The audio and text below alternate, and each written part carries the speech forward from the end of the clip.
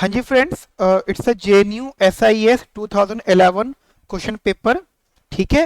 And question number 1 is that Sam consumes only two goods X and Y.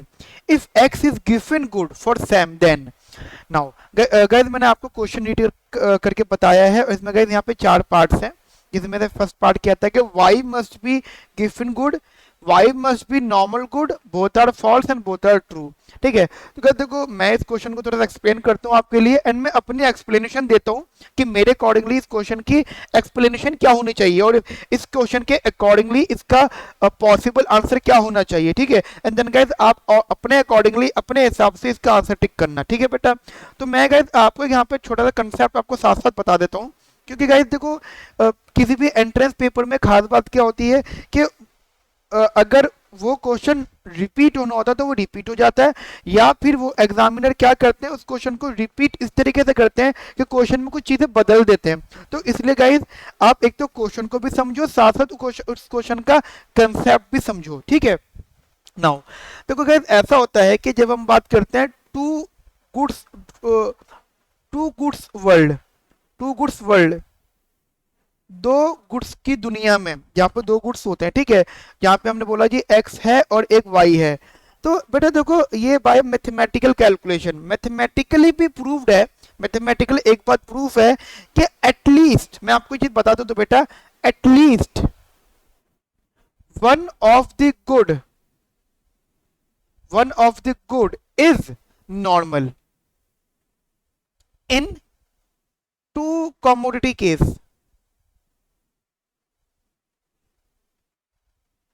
Guys मेरी बात आपको ये बात समझ में आ गई? अगर गाइस देखिए, ये बात समझ के रखिएगा, अगर इसी स्टेटमेंट को आप याद कर लेते हो या समझ लेते हो तो सिर्फ इस स्टेटमेंट से भी आप इस क्वेश्चन का आंसर दे सकते हो. क्यों? देखो ऐसा समझो, गिफिन गुड होने का मतलब क्या है? अगर x हमारा गिफिन गुड है तो इट मस्ट बी दैट कि हमारा जो x है वो इंफीरियर गुड भी है. यू नो, इंफीरियर गुड यानी जो goods, all given goods are inferior goods. ये बात तो गाइस आप लोगों को बहुत अच्छे से पता होगी. ठीक है. तो अब अच्छा, एक बात और दिमाग में रखो, जब दो गुड में से एक गुड हमारा गिफिन हो गया, एक गुड क्या हो गया? गिफिन मतलब इंफीरियर. ठीक है. गिफिन मतलब इंफीरियर. तो गाइस दूसरा गुड मस्ट बी, क्योंकि वो क्या बोलते हैं, at least one of the good is normal good. तो ध्यान रखना गाइस, अगर एटलीस्ट एक गुड नॉर्मल होना चाहिए और दो गुड्स टू कॉम्पिटिटिव वर्ल्ड में एक गुड हमारा गिफिन बन गया, गिफिन या इंफीरियर बन गया, तो दूसरा वाला जो गुड वो होगा वो कभी भी गिफिन नहीं हो सकता. एंड जब कभी भी गिफिन नहीं हो सकता तो गाइस वाली बात भी गलत हो जाएगी. तो गाइस यहाँ पे दो ऑप्शन बचते हैं. ऑब्वियस ही बात है बेटा, Y must be normal good. क्यों गाइस? क्योंकि दो गुड में से कम एक गुड नॉर्मल हो. अगर एक गुड नॉर्मल है तो दूसरा नॉर्मल होना चाहिए. अगर दूसरा नॉर्मल नहीं है तो गाइस वो गिफिन भी हो सकता है. ठीक है. यहां तक मेरी बात आपको समझ में आ गई? तो गाइस मैंने आपको यहाँ पे जस्ट ये चीज समझाई है. ठीक है. ओके, बता दिया. ठीक है. मतलब मैंने आपको यहाँ पे जस्ट ऑब्जेक्टिव वे में आंसर बता दिया. लेकिन I am very very interested कि आप इसका कंसेप्ट समझो. ठीक है. मान लो आपका क्वेश्चन सब्जेक्टिव होता तो फिर आप इस क्वेश्चन का सब्जेक्टिवली आंसर क्या दे पाते? या इंटरव्यू में अगर कोई आपसे पूछ लेगा भी इस क्वेश्चन को एक्सप्लेन करो, रीजन बताओ, तो आप भाई यहाँ पे इस चीज को समझना जरा ध्यान से. देखो, अभी यहाँ पे इन्होंने सिर्फ इतना बोला टू गुड्स इकोनॉमी केस. ठीक है. दो गुड्स हमारे वर्ल्ड में. ठीक है. X and Y. तो कोई इन्होंने यूटिलिटी फंक्शन नहीं बोला. ध्यान रखना, जब हम गुड्स को नॉर्मल, गिवन और इन्फीरियर बोलते हैं तो मतलब वहां पे यूटिलिटी फंक्शन की बात नहीं हो रही होती है. ठीक है. क्योंकि जब हम लोग बेटा यूटिलिटी फंक्शन की बात करते हैं देन फिर हम लोग गुड्स का जो मतलब कमोडिटीज को गुड बोलेंगे या फिर बैड बोलेंगे. ठीक है. अब जरा ये देखिए, समझना, मतलब अभी तो मैं ऐसा कुछ बात नहीं करनी है. तो हम लोग काम करते हैं, हम लोग बजट लाइन ड्रॉ करते हैं, वो बजट लाइन की इक्वेशन डिस्कस करते हैं एंड उसके थ्रू आंसर एक्सप्लेन करते हैं.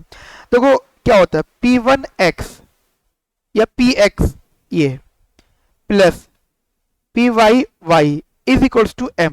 जस्ट ये हमारी बजट लाइन है. ठीक है बेटा. अब देखो समझना इस बात को बहुत बहुत ज्यादा ध्यान से. अगर मैं इस पूरी इक्वेशन को डिफरेंशिएट करता हूं with respect to m, if I differentiate this whole equation with respect to m, then मुझे पास आउटकम क्या रहेगा? That is del x by del M and P X तो है साथ में, प्लस पी वाई तो ये रहा del Y by del M, and ये हो गया बेटा 1। Got it now. अब मैंने क्या क्या करा, मतलब इस बात को समझिएगा, पी एक्स तो ये रहा, कोई इशू नहीं है, del X by del M ये रहा, कोई इशू नहीं है। मैंने क्या करा, एम से मल्टीप्लाई एम से डिवाइड, एक्स से मल्टीप्लाई एक्स से डिवाइड। क्यों कर रहा हूँ अभी अपना पता लग जाएगा। जैसे मैंने यहाँ पे इनकम से मल्टीप्लाई डिवाइड किया और गुड से मल्टीप्लाई डिवाइड किया, ऐसे मैं यहाँ पे कर रहा हूँ, del Y by del M, income से मल्टीप्लाई और और इनकम से डिवाइड एंड गुड वाई से मल्टीप्लाई गुड वाई से divide and is equals to 1 है यहाँ पे।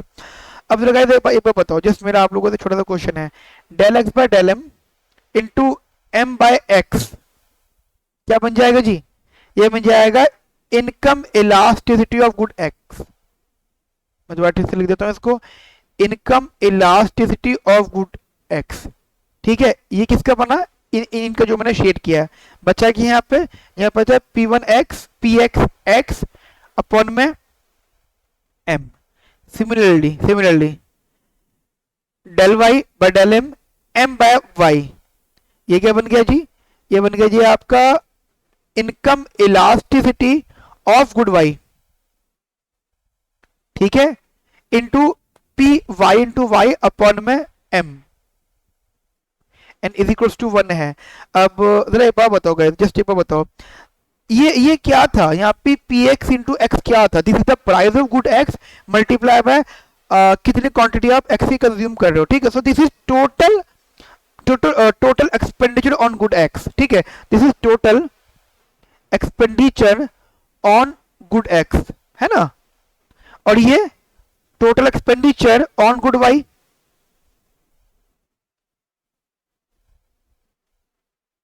Total expenditure on good Y, got it now. अब ये बताओ, अगर मैं total expenditure of good X को डिवाइड कर देता हूं एम से, तो क्या हो जाएगा ये, मतलब आप ऐसे समझो कि मेरे पास 100 रुपए थे इनकम, उन 100 रुपए में से मैंने एक्स के ऊपर 30 रुपीज खर्च किए, सो दैट इज 0.3 या फिर 30%। इसका मतलब हो गया कि मैं अपनी इनकम का, जो मेरी 100 रुपए इनकम है, उसका 30% यानी 30% शेयर ऑफ इनकम कहां खर्च हो रहा है, गुड एक्स पर, तो हम इसे बोलेंगे share of x, expenditure share of x. ठीक है, तो दिस इज, पहले तो मैं लिख देता हूं, this is share of x जो कि हमारा गुड एक्स पे खर्च किया जा रहा है। सिमिलरली ये this is share of Y जो हमारा गुड वाई पे खर्च किया जा रहा है, इज इक्वल्स टू 1। गाइस एक चीज ध्यान रखना, हमेशा हमेशा एक बात ध्यान रखना कि जो शेयर होता है ना, जो खर्चा होता है, वो हमेशा पॉजिटिव होता है। रीजन बिहाइंड, भाई ना तो पी एक्स नेगेटिव, ना एक्स नेगेटिव, ना एम नेगेटिव, तीनों में से कोई भी चीज नेगेटिव नहीं हो सकती। तो जब तीनों में से गए हर चीज पॉजिटिव, तो गए शेयर पॉजिटिव हो गया। अब मुझे जस्ट एक बात ये बताओ, यहाँ तक होगी बात समझ में आ गई, नाउ नाउ अब हम अपने क्वेश्चन पर आते हैं। हमारा क्वेश्चन क्या कह रहा था, क्वेश्चन कह रहा था कि दो गुड में से एक गुड गिफिन है, गिफिन मतलब इंफीरियर। अच्छा, आपको पता है गिफिन इंफीरियर मतलब, इनकी बात मैं कर रहा हूँ,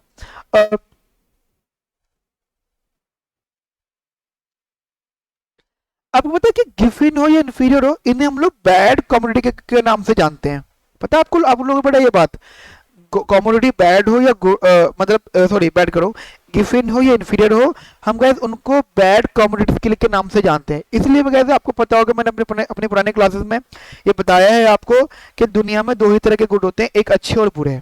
ठीक है, जैसे हम कहते हैं ना दुनिया में दो ही तरह के लोग हैं, अच्छे और बुरे हैं, बस, और कोई गुड और कोई लोग हैं ही नहीं इसके अलावा। ऐसे कैसे कमोडिटी का भी हाल है, यही है।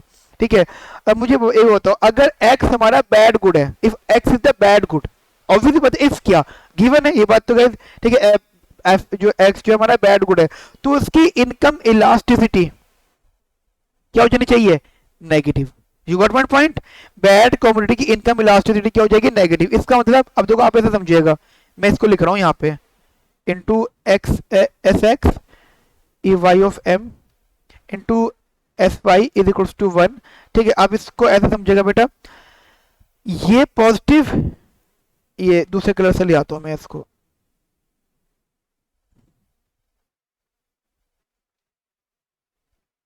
ठीक है,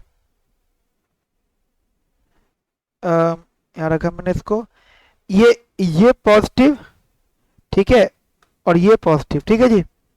सिमिलरली ये नेगेटिव,